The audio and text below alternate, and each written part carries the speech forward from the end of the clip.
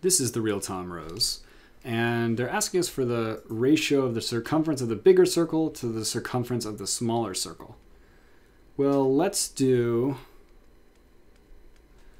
the following. So the circumference of the larger circle is going to be pi, and let's call it r sub b for big.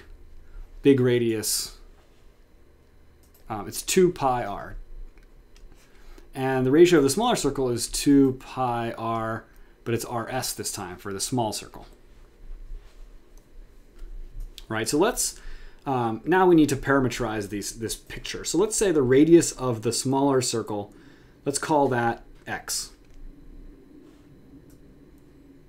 Well, the radius of the bigger circle is just double that, right? Because it's the diameter of the smaller circle. So that's 2x. So now we know we've got that parameterized, we can just plug it in. So we'll have 2 pi, and then the radius of the big is 2x. And the circumference of the small is 2 pi, and the radius of the small, which is x.